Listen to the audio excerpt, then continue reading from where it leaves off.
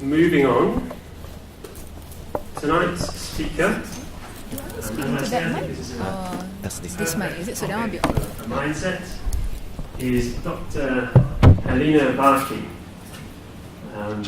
So Helena is from the University of Malaya. She's in the Department of International and Strategic Studies. And so she completed her PhD at the University of Sydney a few years ago, and since then she has been a senior lecturer, as I say, at UM. Helena has published a range of really interesting articles related to the political issues around transboundary haze.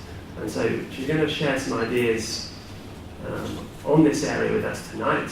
And I believe these ideas are quite closely related to a book that she has coming out in June or July this year. So I'm going to pass over to Helena now. The title of her talk is Transboundary Haze and the Politics of Land Management in Southeast Asia. So, Helena.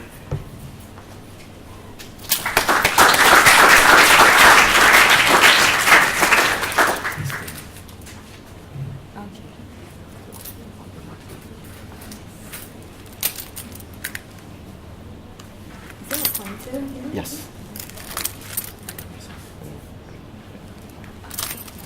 Okay, good evening everyone, and good morning to our friends in the UK. So I'm Helena Varkkey, I'm from UM. I'm going to share with you today a bit on transboundary haze, my research on that subject, especially on the politics of land management in Southeast Asia. This has been something that I've done during my PhD, so it's the bulk of my research at that time. So today I will focus primarily on the use of peatlands and how I believe, or how my findings have shown that the weak management of peatlands, especially in Indonesia, are the ones is one of the main causes of why we are facing haze until today. So the main points of my talk are as follows. The fires on Indonesian peatlands, either whether they are intentional or not, are actually the main source of smoke that causes haze that we in Malaysia face. In Indonesia, peatlands are protected by law. But law is one thing. The management of these peatlands, they have been not so well done. Patronage issues, decentralization issues have come in the way of the actual implementation of these laws. So this is what I'm going to really delve in my talk today. So as a result, around 27% of all Indonesian palm oil plantations are situated on peatlands. I won't vouch for this figure because it's not the latest figure, and the actual figure is the actual percentages are quite blurred because this is a very vague issue. But I'm using this figure as a reference from Sylvius and Card, and they are probably one of the closest that we have to a reliable figure to this issue over here. So 27%, that's a quarter. So more or less a quarter of all peatlands, of all oil palm plantations in Indonesia is estimated to be on peatlands. The problem arises when plantations use these peatlands, and even if they do not use fire to clear the lands, the act of clearing itself causes the peat to quickly dry out, and this makes it extremely fire prone. So even if peatlands are cleared in a mechanical manner or whatnot, it still is very fire prone, and this is where we get the fires that cause haze. Therefore, it's very difficult to solve the haze problem without addressing issues of peatland management, especially in Indonesia. So these are the main points that I'll be touching on. My talk will be divided into 4 sections. The first will be on the science of haze. Very simple science, as I'm not a scientist, so I hope I do not make any really bad blunders, but I'll just really briefly try to explain the science of it. Then I'll go on to the link between oil palm and land use, and also the link of that to haze. And then land management in Indonesia in particular, this will hopefully be the meat of my presentation, and the current outlook the latest outlook on the sector and also on haze. So to begin, I'm just going to give a quick explanation on peatlands. Probably most of you are familiar with this, but this is just an image of a very simple image of how peatland works. Usually peat swamp forests or peatlands are located very close to coasts, either river or sea coasts, and they are very wet, and the organic matter that drops from the leaves or the twigs or whatever from the trees, they actually cover the bottom areas, and this can build up to even 20 meters sometimes. Indonesia has 5% of global peatlands, so Indonesia is one of the biggest owner of peatlands. So peat is a very, very important in that sense to Indonesia and also to the world. It's especially important because it is a very important form of carbon sink. The organic matter that drops down from the trees in the peat swamp forest, they do not decompose quickly. They decompose very, very slowly because of the anaerobic conditions. They're not exposed to oxygen because of the wet conditions, and therefore the carbon is kept kept in these meters and meters of soil. So these peatlands are very, very good carbon sinks if they are left untouched. So that is why peatlands are very sensitive and very important. In terms of fires, in Indonesia and many parts of Southeast Asia as well, forest fires is very normal, it's a part of life. The difference is where the fires are located. For normal forest fires, the problem is not so severe in context of haze, because when the fire happens,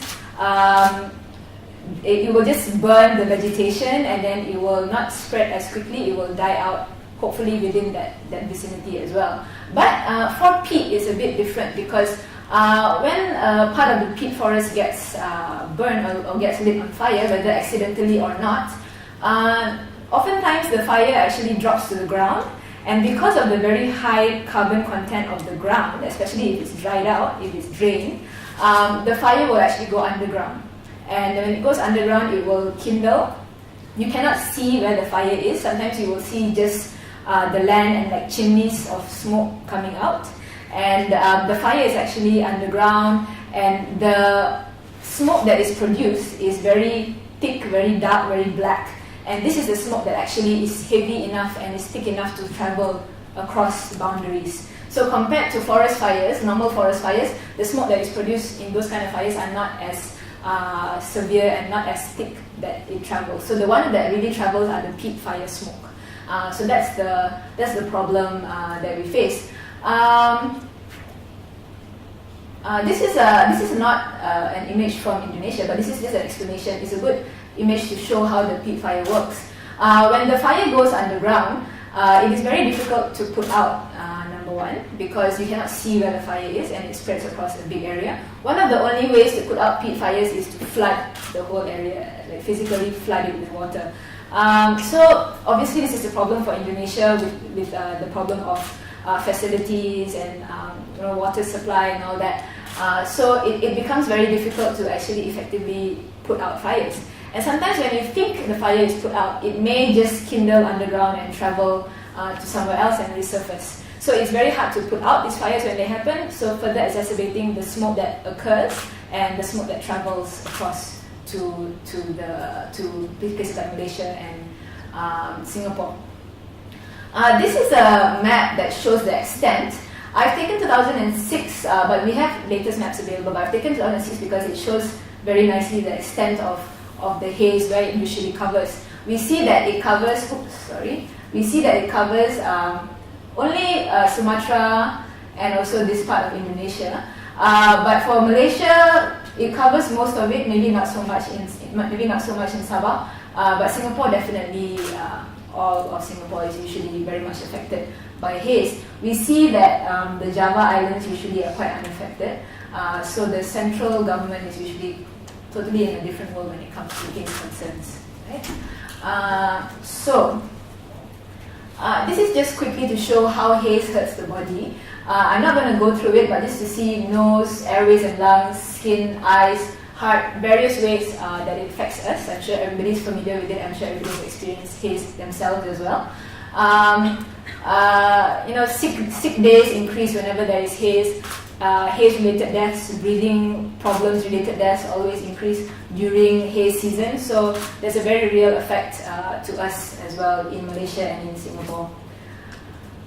So now we go to the second part, which is the link between oil palm and land management and also haze. I don't work for WWF, but I just put this up to show you that the kind of communication, the kind of dialogue that's happening today. So there's quite a strong link that's been proposed between cooking oil, palm oil, and haze. So anyway, we'll look a bit deeper into this link and see to what extent it is the seriousness of it. So this is a slide to just show briefly the importance of oil palm to Indonesia. So we see that oil palm Indonesia is the world's largest producer of palm oil. It surpassed Malaysia in 2008. Malaysia is number 2 now. Indonesia is number 1 with 51%. So it's a big player. Oil palm plantations cover more than 10% of agricultural land in Indonesia, quite substantial. GDP as well, more than 5%. It employs, 4.55 million people from downstream to upstream. 48% of all of the oil palm plantations in Indonesia is owned by private plantations, and a lot of that, and in addition to this, a lot of the smallholders that live around the plantations are also linked in one way or another to the plantations through various schemes as well. So it's all quite a big web of interconnectedness. So land clearing for oil palm, and also to a certain extent for other reasons as well, is believed to be a major cause of haze, of fires and of haze in Indonesia, and of course it spreads to us here. So this is just a few more images to outline the issue. Just to point out, palm oil is currently holds the biggest market share of vegetable oils in the world. One reason why palm oil is so popular in terms of vegetable oil is because of its efficiency as a crop. You need a smaller space of palm oil to produce the same amount of, let's say, soybean or sunflower oil. So it's more efficient in that way. So it's very popular. In terms of this graph, actually shows the hectareage of oil palm in Indonesia over the years. So we can see there's been an exponential growth. Indonesia is actively pursuing oil palm as a priority crop, and it's only increasing in area over the years. And this is the research that I told you about earlier. This is probably the most in-depth so far. Talking about land area consisting of peat, all of this, and the conclusion that's brought here is that almost a quarter, or more or less a quarter, of oil palm plantations in Indonesia is located on peat. And furthermore, over 50% of new palm oil plantations were also planned in peat areas. So this is the problem that I have seen in my research, and this is what I have looked into more closely. I want to just stop here and explain a bit about the causes of fires. So as I mentioned before, fires are quite natural, but sometimes it can be intentional or accidental. So if accidental, in the dry weather, a small spark caused by branches rubbing together can set the forest alight. This doesn't cause very much problem if it just sets a small area alight, and if it doesn't happen in peat areas. Intentionally, sometimes small-scale farmers will burn land for their subsistence crops, slash and burn farmers. This is a practice that's been going on for many generations. But usually the small-scale farmers that do this, they are not situated on peat, or rather their plantation or their plots are not on peat. The reason for this is because peat is usually very wet, and in order for you to use it, you have to spend a lot of money to drain it, and you have to prepare it. It's very difficult. And also a lot of the communities do not live near these peat areas because of the wet nature of it. So this is usually, about 20%, the research has shown, the consensus in the research has shown that about 20% of fires or of haze is caused by small-scale farmers. The other big contributor is these two over here, which is both to do with plantation companies. So plantation companies, they can either be intentional or accidental causes of fire. So intentionally, of course, if a plantation company actually purposely clears peatland with fire. So that happens, okay, either with acknowledgement or not by the companies. And even if a company, this is the interesting part actually, I think, even if the company is very good and clears the land with zero fire methods, the problem arises when the fact that they are clearing this peatland, the water table has to drop to make it dry enough for oil palm. So in the process of that, when it drops, the peatland dries very quickly.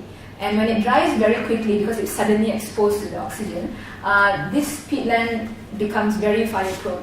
So even though there is no intentional burning, any small spark or any cigarette or anything like that can actually accidentally cause fires. And then when this happens, of course, as I explained earlier, the fire goes underground and it spreads and so on and so forth. So this is why I see the problem. Even plantation companies, even if they do really follow a zero fire policy, the risk is still there if they continue to open or if they continue to establish themselves in peat areas. So that's why I believe that the management of peatlands is very important. This is just another image to basically just reiterate that point. So even if fire is not deliberately used, the act of draining peatlands dry up the peat soil very quickly, making it fire prone. So these are just a few images. I'm sure everybody is more than familiar of 2013, which was quite bad. And also this is Singapore. Singapore has chosen to approach the issue with quite a bit of humor.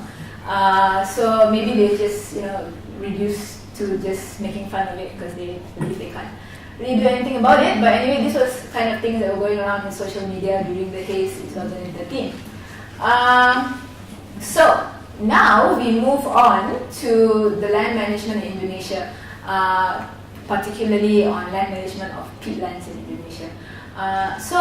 My research actually looks into the influence of two things. One is patronage, one is decentralization, and talking about how these two things work together against the proper land management of peatlands in Indonesia, leading to this kind of lands being opened up for oil palm.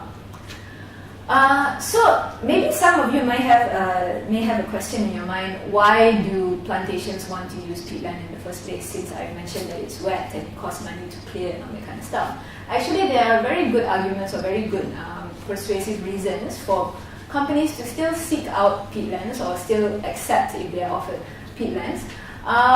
Number one is because the timber that exists on peatlands are usually very valuable. We have things like ramin, and usually what happens is when the plantation is given a plot of land, first of all they go in and cut down all the valuable timber and they sell. So they use that money that they get from the timber as their startup costs to open up and to plant the trees and all that kind of stuff. So this is sort of free money available for them. So it's quite attractive. The other second reason is in terms of the community issue. Of course, if a plantation is given a land that has communities in it, they will have to deal with things like native customary rights. They will have to deal with compensation and all of this kind of stuff. So it takes time, it takes money. So usually, even though the forests are there, the forests are given, plantations may be a bit worried about really going into those lands because they are afraid that they're going to get into these problems communities. And of course, very often when these problems happen, it becomes a PR issue and it will carry on and be in the media and all this kind of stuff. So that's not very good for the image, per se, for the companies. But in peatlands, as I said, there are not many communities living in these peatlands because they are wet. Even if they use the peatlands for fishing and whatnot, they usually live outside, so they're quite distant from the peatlands. So usually when companies are given peatlands, they don't have to deal with the problem of communities. So that cuts down a lot of difficulty for them as well. The third one is because peatlands are located quite far away from administrative centres, so far away from police, far away from ministry officials and all that. So it would seem that operations can be done with minimal scrutiny. There will not be so close scrutiny by officials, and if they need to, they can get away with more things if they are quite further away from administrative centres. Another issue, of course, also is decreasing availability of lands around Indonesia. So peatlands have become more and more valuable as other lands become less available. But I mentioned that because of the nature of peatlands, the wet nature of peatlands, land clearance cost is much higher if you do it mechanically or if you do it manually. Actually, it's very difficult to do it manually because the lands are soft, so if you want to bring a bulldozer in or whatnot, it will sink. So it probably would be better to do manually, but then you will have to invest a lot of money to actually pay manual labor. So because of this, because of the high cost involved, the fire method becomes quite attractive. But as I said before, some plantations result in fire, some plantations don't. So the ones that do probably have this in consideration when it reduce costs. So now I'm going to show you this slide on peatland policy in Indonesia. This is not exhaustive, but these are the big ones. Policies that govern peatland use. So if you just look through it quickly, there are, if taken together, effectively no peatland should be touched in Indonesia. Okay, because you cannot use it if it's more than 3 meters deep. You cannot use it if it's more than 76 centimeters for agriculture.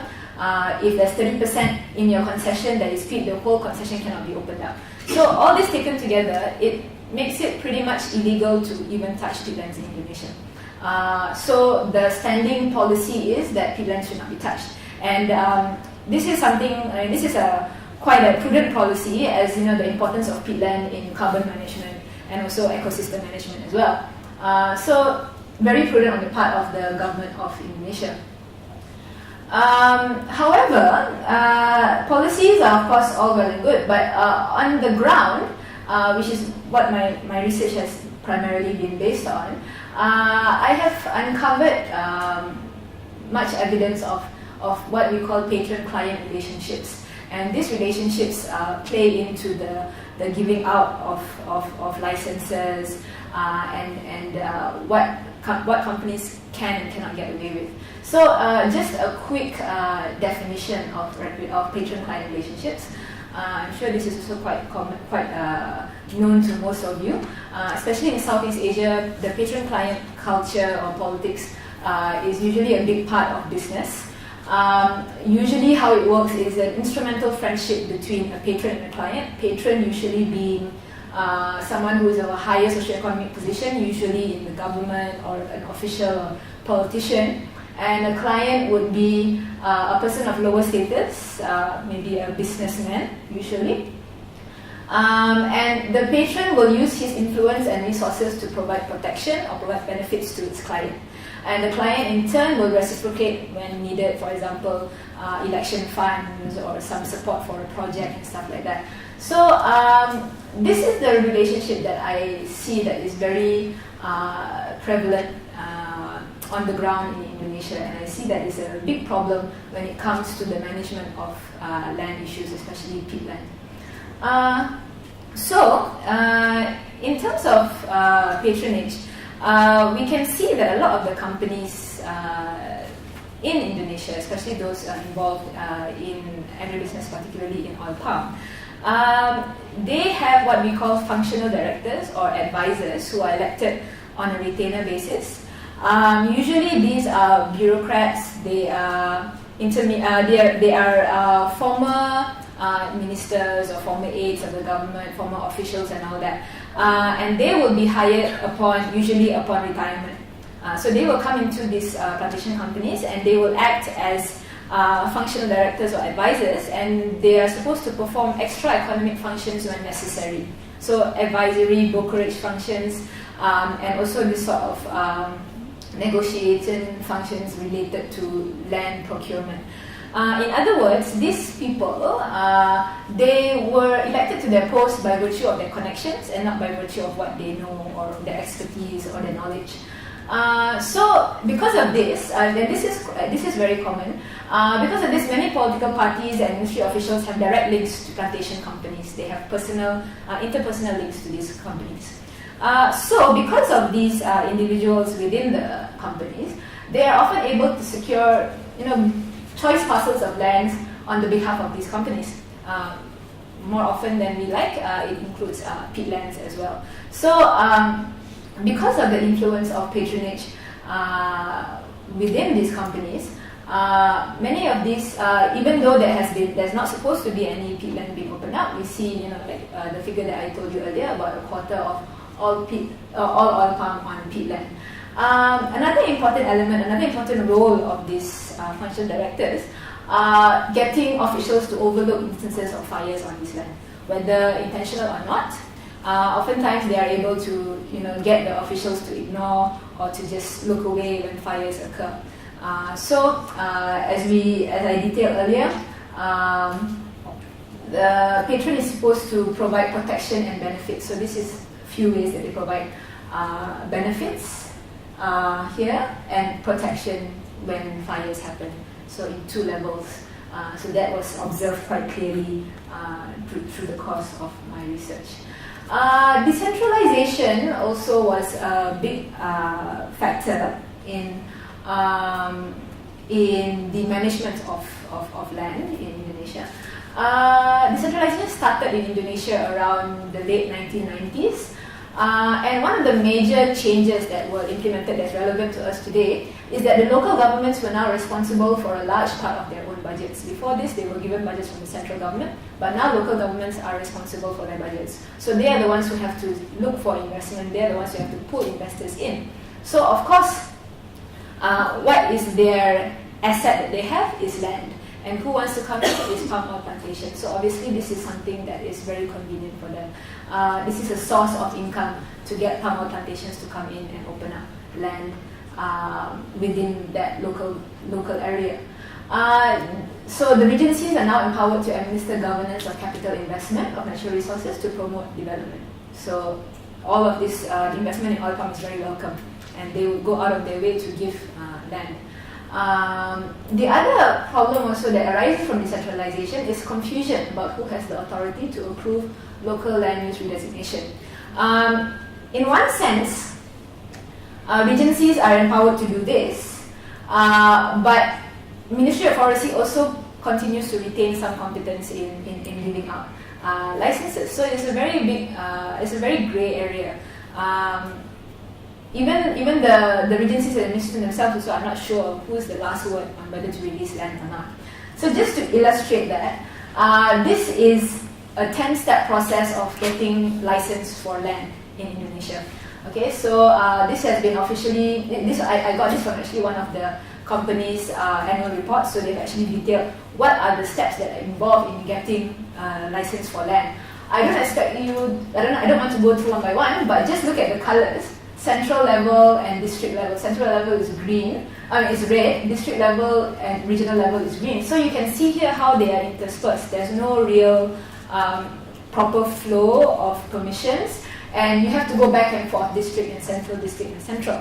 And the thing with having this so many levels of approval, it makes it easier for the clients to actually use their connections. There's more opportunities for intervention, where they can actually pull some strings and get things done quicker or get things done easier. And because it's so complicated, they will be even more eager to use their relationships to get what they want, because it's just too much trouble going through all of these steps. So it will just make more economic sense, more timely sense to actually just skip it all and just use their connections and get what they want. So when they do not go through all this, getting all the AMDAL and all that, it tends to be the case where certain parcels that are not supposed to be given out also get given out as well, because you don't have to go through your screening process and all that kind of stuff. So the very confusion that exists due to decentralization also exacerbates the problem of patronage as well. So this is hopefully a good illustration of what is happening on the ground. So with that, we come to the current outlook. This was what has happened in the past 2 years, 2013, 2014. Just briefly, the big cases was Singapore has recorded its highest ever PSI, 401, highest ever in history. Indonesia apologizes to Malaysia and Singapore. This is not new. It happens quite often during haze seasons, apology after apology, but then of course we keep having a return of haze. So politically this is not very interesting as well. But something quite significant, or rather informative, is the 15th ASEAN meeting on the sub-regional MSC on transboundary haze pollution. Very long name for everything. So they have actually, so from this meeting it came up this new mechanism, which is the haze monitoring system. I'll talk about that in a minute. And the latest thing is that Indonesia has become the last ASEAN state to ratify the ASEAN Agreement on Transboundary Pollution. The ASEAN Agreement was actually brought into force in 2001. And various countries have ratified over the years, the last before Indonesia being Philippines. But in 2014, after the big event in 2013, Indonesia finally ratified. It's a bit strange or funny or what in terms of Indonesia being the source of the haze, but being the last to ratify, or being the least willing to ratify. The reason for this, we can analyze it. It's only been a few months, so we cannot really analyze it in much depth.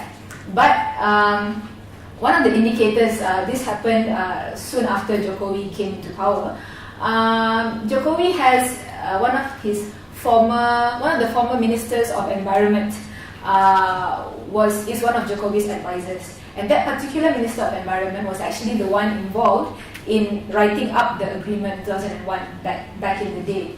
So that minister, I interviewed him before for my research, was very much vested in this agreement, and he was very much pro ratification. So I do not know for sure, but I would think that there would be a sort of probably he was one of the important impetus to get Indonesia to finally sign on or ratify this agreement. So this was the timeline. And I'm going to just divide it now into what is happening at the national and the regional level. So in terms of haze mitigation, haze management on the national level, there has been this thing called the One Map initiative that has been going around for many, many years now. What is it supposed to do is it's supposed to produce a single map of Indonesia containing all relevant information linked to licensing, to concessions and land use claims, like one map that you can refer to. However, until today, it has not come into fruition. Progress has been very slow, very difficult. It's been linked to decentralization problems. Regional governments who have probably given out lands that are not supposed to be given out do not want to release information of who they've given out to and why. Likewise with the central level as well.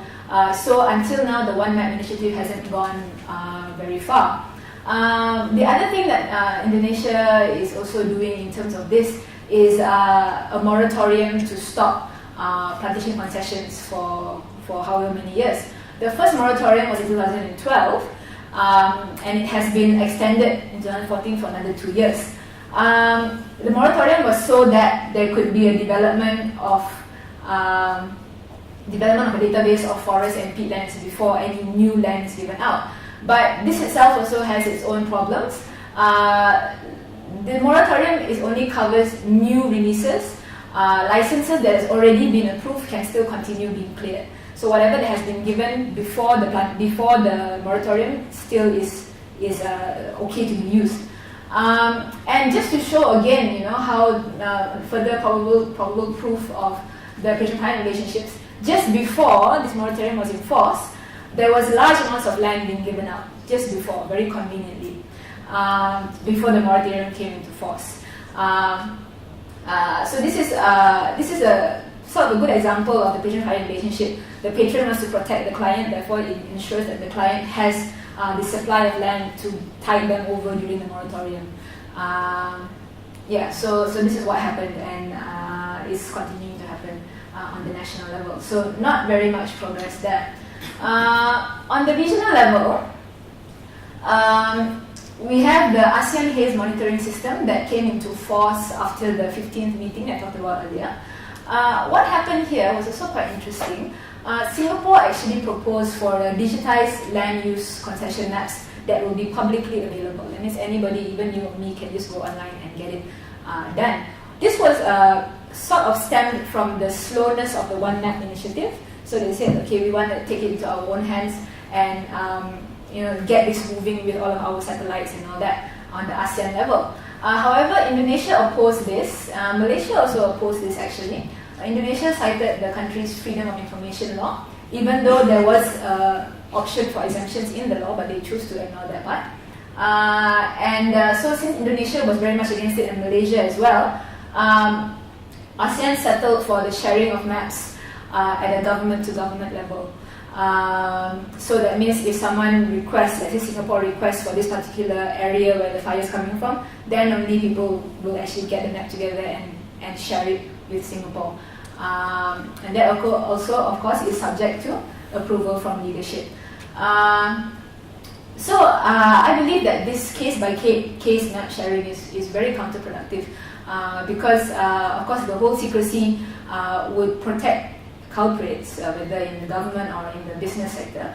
And the firms will continue to be viewed with suspicion. If you have nothing to hide, then why can't you just be open about it? So even if the firms really vehemently say that they are not burning, until this happens, they will continue to be viewed with suspicion. So actually, it's also bad for the firms because they also cannot really openly, proudly say that they are not burning with enough proof from here. So they will always, the suspicion will always remain, and that's where it stands today. So that's where it stands today, and I've just talked to you already about the ratification. So I think that's about all that I want to share today. Just again, the continued draining and clearing of peatlands for oil palm plantations are an important factor in transboundary haze.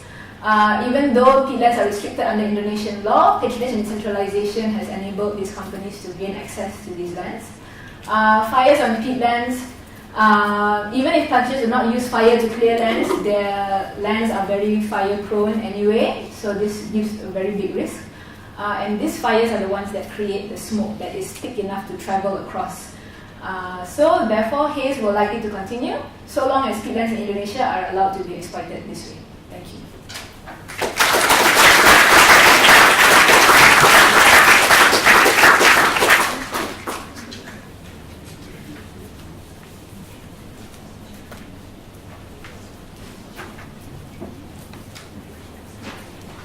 Shall I have it? Why don't you join us on the chairs here and we'll have a bit of a discussion.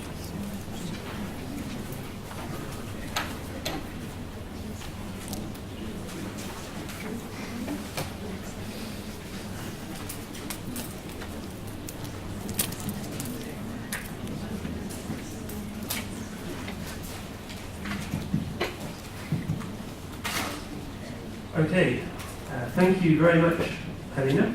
That was a fantastic talk. The plan now is that we'll have a little bit of a talk up here. Helena and I have been joined by Amadeo Policante, also from UNMC. So we'll talk for a few minutes. Then we'll go to hopefully offering Helena some questions from the UK campus. And then after that, we'll open up to the floor for hopefully some further questions and discussion. So I'm going to, Amadeo, you lead off. Thank you. Yeah, I'll be very brief because I really want to kind of open up the discussion for everybody, and I think there are a number of questions that have to be asked. Surely I have a lot of them. I have a lot of questions, which I had before the talk today because I had the pleasure of reading some of Helena's work, which I really recommend because Helena does a fantastic job both as a scholar and her work has very deep insights on what's going on our skin every day, really, on our lands every day. But also, I think almost as an investigative journalist, she really goes deep into kind of opening up some scenarios that are not really easy to discover. So I really recommend their work. And I'm really happy that today we have like a really interdisciplinary and international audience, because I think like the AIDS phenomenon, in a sense, for me, is a sign and a symptom of the extent in which the world today is really, I mean, probably it's always been, but like today we cannot ignore the extent in which it is a really an interconnected world. And I think the work of Helena against make it really explicit. I mean, how it is interconnected both at an ecological level, and it is enough to look, but I mean, first of all, the simple fact that like smoke does not care about boundaries, and we see it every day. I mean, smoke is not an international phenomenon; it's really a transnational phenomenon. So I think there is like a deep contradiction and a paradox that we have to take in consideration when looking at the connection between the interconnected nature of ecological processes and the international nature of our social environment that we have built historically. And there, I think today we have a big challenge for tomorrow, how to square kind of a world that is composed by a number of independent states that are completely sovereign over their territory and they can do whatever they want with it, and a world that at the same time is also an ecological totality that works in a really dialectical way, in a really kind of organic process that never stops. The second reason that why I think Haze explains the extent in which we live in an interconnected world is obviously the extent in which it has a deep impact on climate change. So it's not only a regional issue, it's not only an issue that affects Indonesia, Malaysia, Singapore, it is also an issue that affects the whole world. So I think from that point of view, it's quite interesting to see to what extent other countries have been interested, or if there has been like complete lack of interest on these issues, because haze and land clearing are a major source of climate change globally. But I think like haze and the phenomenon of haze, and this is where like I think the work of Helena is like most original and most precious. It shows the extent in which also we live in an interconnected world, not only at the ecological level, but also the political and I would say financial and commercial level. And again, the two levels kind of interact in interesting and challenging ways. And I think in a world, I mean, in the presentation today, for example, she showed very well the extent in which haze is not only something that is done in Indonesia, that has effects then in Singapore, in Malaysia, all over the world through climate change, but also it has an effect. But also, I mean, it is produced internationally and transnationally. I mean, it happens in Indonesia, but the actors involved are international actors,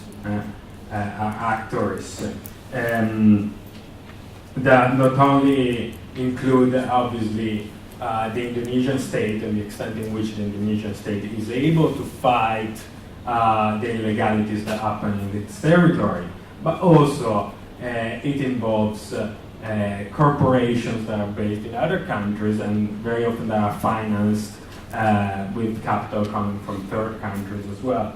So the social production of the haze, the social production of this phenomenon is itself international and transnational, which in itself is quite interesting. And I think in your work also you show the extent in which, if we want to look deeper at these issues as well, there is kind of like an historical legacy in the sense that somehow the relationship between, for example, the Indonesian state and its territory is affected also to a certain extent by the legacy and the paradigm that was left behind by colonialism. So it's also an history of post-colonialism, and it is an history of power relationships of different kinds. So I don't want to completely make a second speech, so I try to stop here. And I'll leave the table for questions. Maybe I reserve to myself the possibility of coming up with further questions later on. Yeah. Okay, thank you, Amadeo. Helena, did you want to say anything in response to Amadeo? I could say a few words. Is this on? Yes. I could say a few words in connection to that. Actually, you have brought up a few things that I did not cover in my presentation. I'm sorry about that. He obviously has read my work in quite detail. Yes, the idea about other countries being interested outside our region, that is quite interesting to the Haze equation, because within the region, Malaysia, Singapore, Indonesia, we are more interested in the Haze point of view. But outside of the region, the interest comes into the climate change point of view. So it is about trying to preserve the peatlands for the carbon. So it's interesting to see the different perspective based on the immediacy of the problem, because of course other countries they do not get affected by haze, but they are interested in a different way, which is the contribution to climate change. Indonesia, of course, is the third largest emitter of carbon, and most of it is from agricultural reasons such as this. I also didn't really stress on the makeup of corporations in Indonesia. You are correct. There are many Malaysian and Singaporean companies who are in Indonesia, and they are actually, the patron-client relationship goes beyond borders as well. I did not touch on this, but maybe I can just touch on it here. I observed something very interesting in the sense that the patron-client relationship exists when a Malaysian company, for example, or a Singaporean company sets up in Indonesia, and then they also will hire local people to ease their way. That's one way of patron-client. And then the second one actually is the patron-client relationship that exists, like for example, a Malaysian company in Indonesia and the Malaysian government back home. The Malaysian government back home also very much supports the actions and the activities of their companies in Indonesia. And things like when Indonesian government sort of comes and says your companies are burning our land, Malaysian government will just take a phone call and call them and ask, was there any fire? And if they said no, our company said no, and that's it. They don't take it much further than that. So even in that way, the protection of the client also exists. So I can see it in a few different, in the transboundary nature as well. I think I'll stop there. Yeah, thank you. Thanks. I have a question I'd like to ask you as well. So in your talk, you mentioned that last year, Indonesia was the final country in ASEAN to ratify the Transboundary Haze Agreement. Another thing I believe happened at roughly the same time was that Singapore introduced a new law that would allow, I think, firms or people to try to prosecute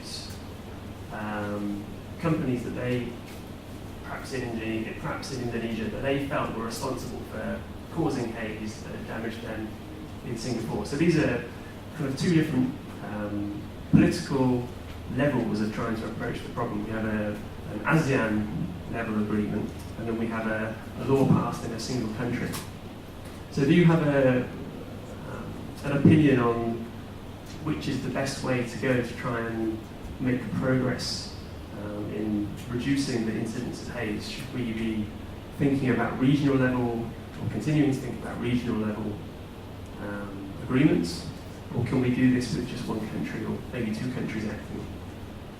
In terms of whether we should go regional or country-based, the problem is a regional problem, like you highlighted as well, with all the corporations from Malaysia, from Singapore, and other countries as well in Indonesia. So the problem is very much regional. So I think on a national level, Indonesia can, if they really want to, they can be really strict about all of their the laws, making sure everything is in check. Indonesia, in fact, also really is sort of floating around this idea of limiting international investments in oil palm. So this may also be a way that Indonesia is trying to address the regional dimension, trying to limit Malaysian and Singaporean companies from coming in and sort of taking over their lands. So I think Indonesia can do these kind of things, but as long as there is still investment from Malaysia, from Singapore into Indonesia, I think the ASEAN level is still very important, and we can see even Malaysia, they are very vocal about whether certain clauses are passed at the ASEAN level, so they also have a vested interest. So the resistance is also at the ASEAN level as well from Malaysia. So it's not just an Indonesian against ASEAN thing. So Malaysia as well also has a lot to say about it. So I think the ASEAN level is where we have to fix these problems first.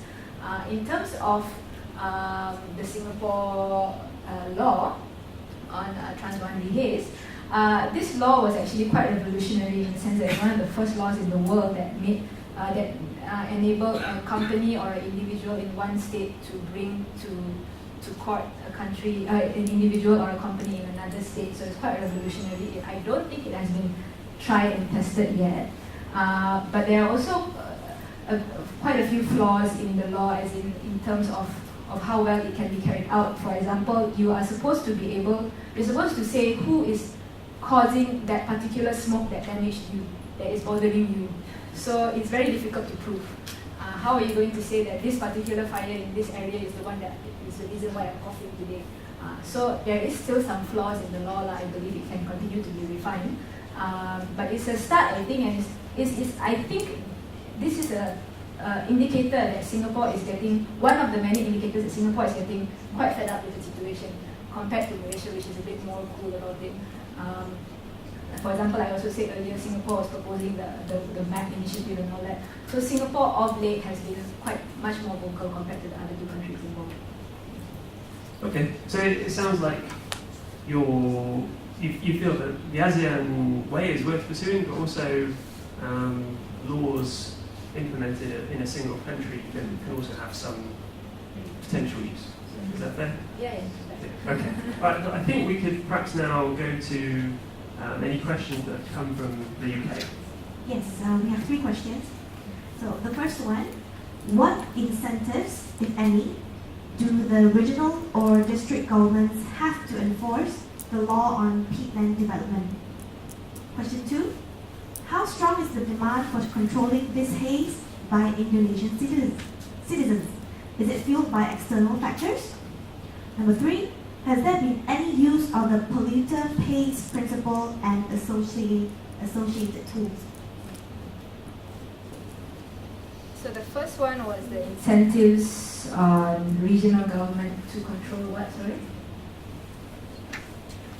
Any incentives of the regional or district governments have to enforce the law on peatland development? Okay. From what I see, actually most incentives goes against conserving the peatlands, because the regional government's incentive is to bring in investment. So the investment is very closely linked to the availability of land in the region. So because of this, the incentives works quite the opposite way in the regional level. One way that I can see how this could possibly be reversed is through carbon stocks. Of course, peatlands are very high carbon, as we discussed earlier, and some countries have been interested in actually investing in Indonesia for carbon. So if, I think from Norway and a few other countries, So if the value of investing in carbon stocks becomes somehow higher than the value of converting these lands into oil palm, then that may be a viable solution. But then the problem, of course, is that palm oil is continuing to be the biggest, market of oil in the world, edible oils, and also it's used in so many products, and the demand is continuing to be high. So that's the first question. The second question is how strong is the demand on controlling the haze by Indonesia? I touched on this briefly. The haze does not go to Jakarta. The winds do not blow that way. So on the central level, the people in Jakarta, they are quite oblivious to the haze whenever it happens. It does not affect them at all. So the central level itself does not see haze as a big priority issue. The ones who are affected in Indonesia are the ones in the immediate vicinity of the fires. So they are usually, villagers, and the importance on these people are not being given very high importance. So in that way, the push for actually their well-being is not very strong. So that's the second one. And the polluter pays principle. This principle has actually been formally declined to be used in ASEAN level. So all countries have decided that we will not pursue this avenue of solution. So in ASEAN level, at least, this has been pushed out of the possibility. But then I'm not sure. Maybe if Singapore can insert this somehow into their laws, I'm not sure about that. The ASEAN level, it has been taken out of the equation. Great. Okay, so I think we can open up to the floor for questions now. So Pravina is going around with a microphone. So please, we have another one on that side as well. So please wait for the microphone and maybe just say who you are. And we'll probably take let's take 2 questions, and then we'll come back to Helena. It's just Sanya from UNMC, Chemical Engineering. Just a follow-up to the last question you just said, right? I was not aware that polluter pays has been totally ruled out in ASEAN. And the first thing that comes to my mind is why. What's the reasoning? But there must have been arguments as to why we're not doing it. Why aren't we doing it? So just, if you could. I'm Kathy Yule from Monash University. I'm just curious about all the land that was released prior to the 2012 moratorium. It's still illegal to clear it and to have oil palm on peatland. So do you think Jakarta might do anything about that and use the fact that it's illegal to stop it? I mean, is there any way, any hope for saving that land? Thank you. Thanks. Thank you. In terms of the polluter pays principle first, the discussion on the ASEAN and the ASEAN level, as far as I am in knowledge of, the polluter pays principle goes against no finger pointing norm in ASEAN. So ASEAN's countries do not want to place blame on any particular country. So even if you look at the text of all the ASEAN agreements related to the haze, it is very particularly written in an extremely neutral manner, and no fingers have ever been pointed to any single country, and therefore that is actually the reason behind we do not want to discuss about the polluter pays approach, because that would involve finger pointing and conclusively saying that you are at fault and you owe me on to that extent. So that is to my knowledge. Maybe you may have any other information you can share with me. Okay. All right. Okay. So, but that is to my understanding anyway. So that is very closely related to the no finger pointing on the ASEAN level. And on the second point, of course, all of this land which has been released before the moratorium. In terms of oil palm, the land that has already been released, usually oil palm companies will not clear the land all at once. They will clear a bit and then they will go on to the next. When they have more money, they will clear a bit more and clear a bit more. In terms of whether, of course, this is still illegal, but licenses have been given out. So it's a bit of a grey area. It's illegal to clear them, but the licenses are there, so whatever. So if anything happens, the companies can actually hold licenses up and say that we have a license to clear this land. So I don't know, I hope that Jokowi will be able to do something about this.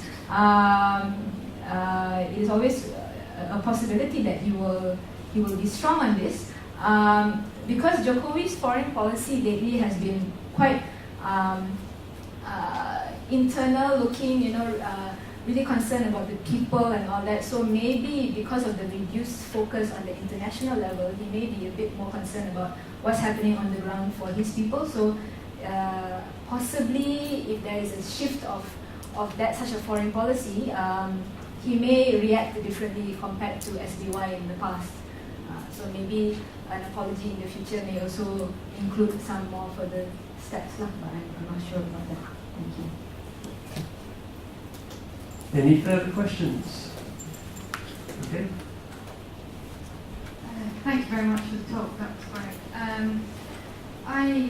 I'm Stephanie from UNMC, also doing peak research.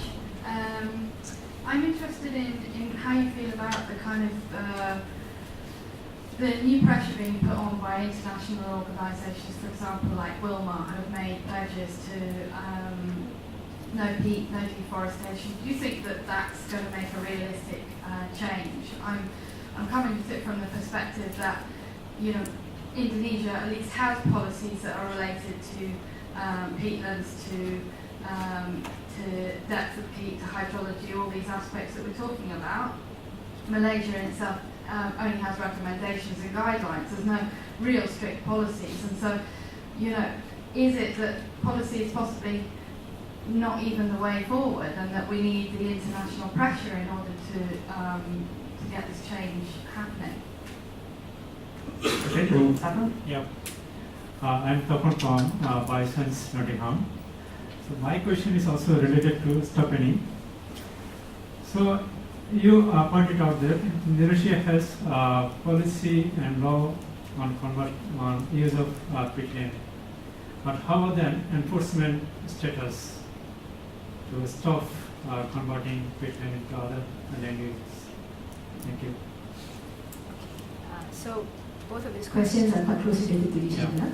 Okay, so in terms of the international pressure put on like Wilmar, Unilever and all these kind of companies, on the company level, I think there is also a problem of the distance between company leadership or management, higher management, and the plantations on the ground. Because almost all companies, they have very clear guidelines on zero burning, on sustainability and all this kind of stuff. But when you actually go to the ground and when you speak to people who have worked before on these plantations, you will find that plantations are so far away from the headquarters and from the people who are actually writing up all these policies and all that they are, number one, not aware of what is happening on the ground. And number two, the decisions that are taken on the ground is actually by the plantation manager. So plantation manager needs to keep to his budget, plantation manager needs to keep to his time. So sometimes, because of this, he either has to burn or he gives a contract to a contractor that for very cheap, and the contractor says, I can only fulfill this contract by burning. So these kind of things happen on the ground, and it doesn't filter up to the management level.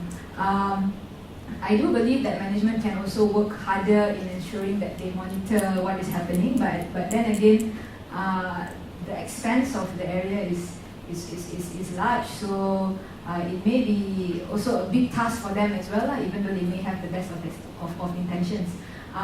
If this continued international pressure, boycotts and such, maybe that would help because it cuts their bottom line. So maybe that would be further boycotts and further pressure in this sense may actually force them to be involved at the very bottom level decision making for finances and for what goes about. In terms of the enforcement policy, I think mostly I have touched on that.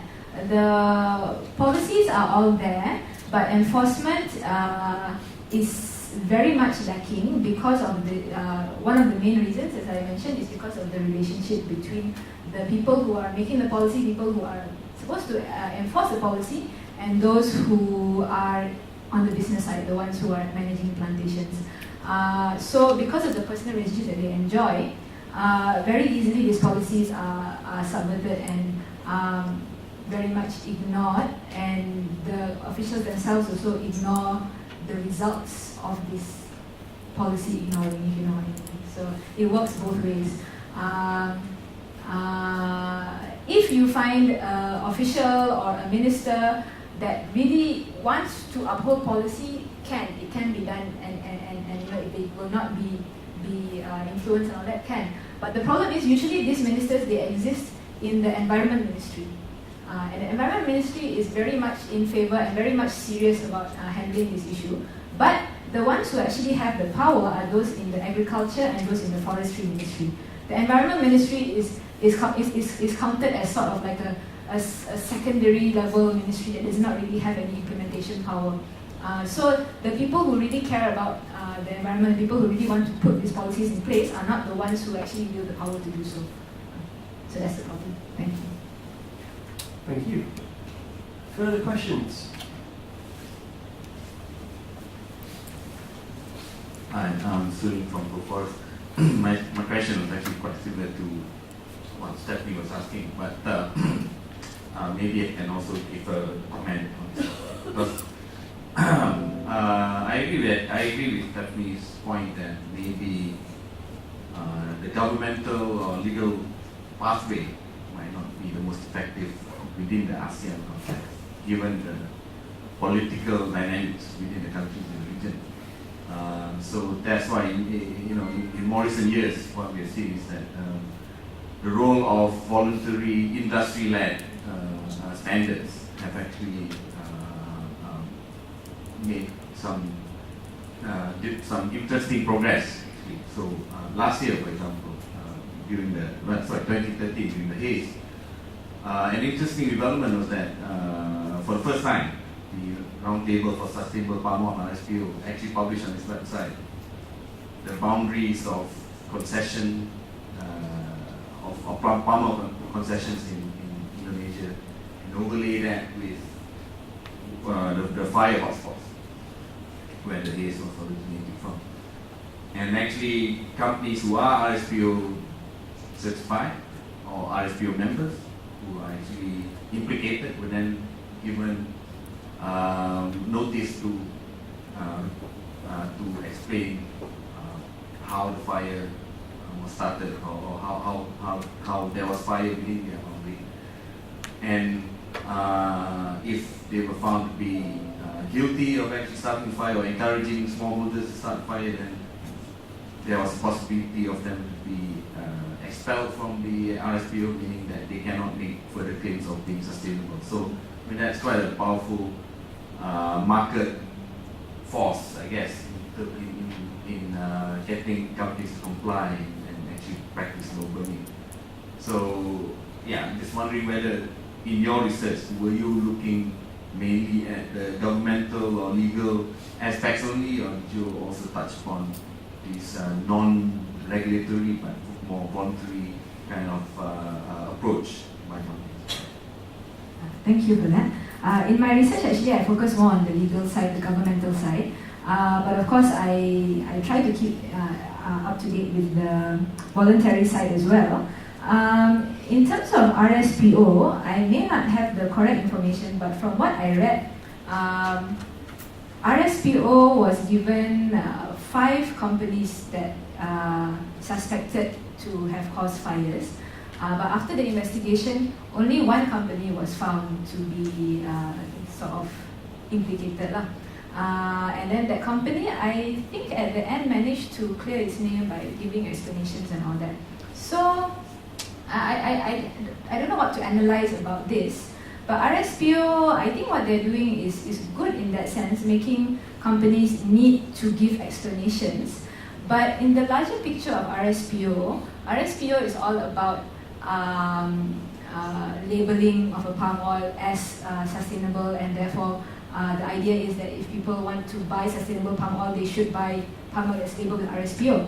But the concern in Indonesia, and also concern in Indonesia as the biggest palm oil producer in the world, is that most of Indonesia's palm oil goes to China and India that doesn't have much worry about sustainability.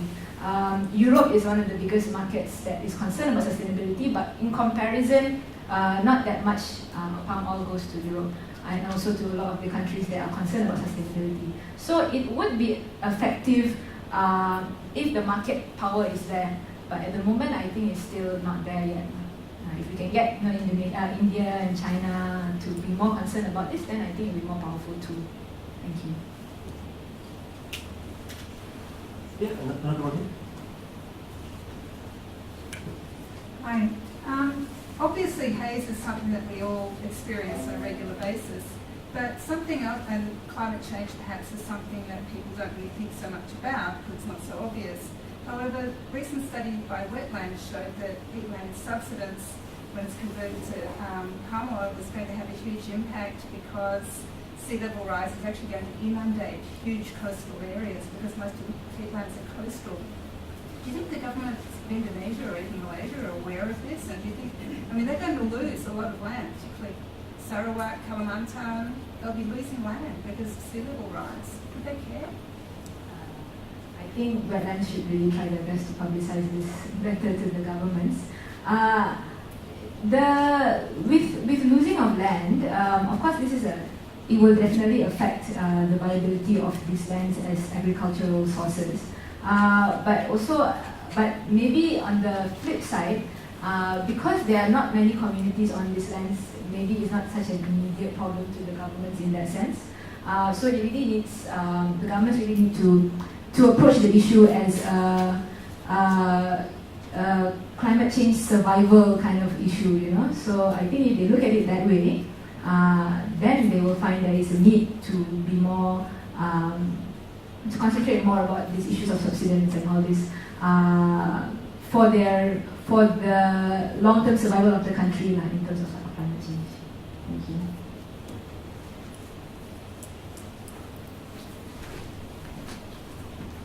Thank you, Helena. It's been a fantastic talk. I'm Himsan from Mindset. And I have a question, very personal, not very technical or not very professional. So, the first time I experienced haze myself, I think haze that we all can relate to because we experience it. You know, we see in the morning. It had a big impact on my daily experience and affected what I can do, affected how the landscape looked like, and so I couldn't help but feel affected by the experience.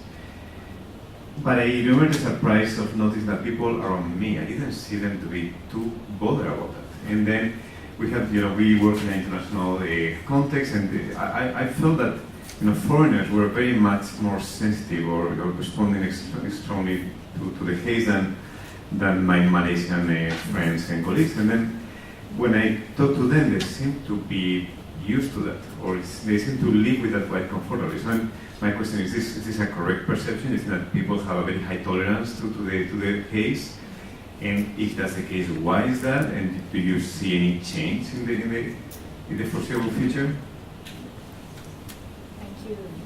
Thank you very much. I think your observation is quite correct. I think Malaysians, locals, we tend to be a bit sensitized to the haze already. It's been happening in severe levels from 1997 onwards. I think 92 even there was. So I think the locals, we as Malaysians, I think on two levels, we find it as something that is to be expected every year with different levels of severity. And I think also we kind of know that we are also at fault to a certain extent. So we also don't want to make a big deal out of it so that nobody will point fingers at us or something like that. So I think on those two levels, Malaysians are not as affected as foreigners when it comes to the country.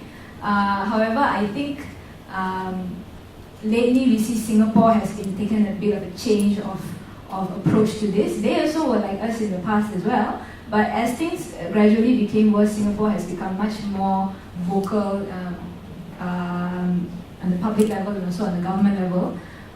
So I wouldn't say that this might not also happen in Malaysia as well, taking the lead from Singapore. Okay, Stephanie, last one.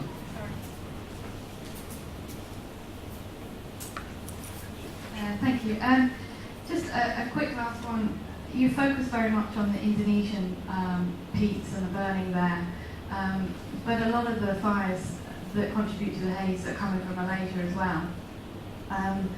And there seems to be very little focus on that, and I think that possibly contributes to this kind of concept of we're blaming somebody else, where in fact, you know, a lot of the haze events in KL have been due to burning events that have happened down at KLIA, for example. Do you think that we kind of need to look a little bit more internally in terms of some of these issues and not just a kind of transboundary sort of blame game essentially as well? Can I just quickly add to that? So just as an additional point there, Stephanie, the number of hotspots recorded in Malaysia in 2014 was significantly higher than in any of the previous years that have been measured. So things have changed a lot recently in Malaysia. Sorry, Helena. As I mentioned, that's why we Malaysians also kind of know that we are also at fault. So therefore, sometimes we don't want to make a big hoo-ha about it, because if we make noise about Indonesia, Indonesia will just say that Malaysia also has fires as well. But in terms of the transboundary nature of haze, my research looking at transboundary Indonesian fires come to Malaysia, but Malaysian fires and smoke largely travels into the South China Sea. So luckily or unluckily, Malaysia does not get as much attention and as much pressure because of this. So it is for us Malaysian fires, this is a Malaysian issue, and it affects Malaysia and no one else. So that may be why it's not perceived as such a big problem.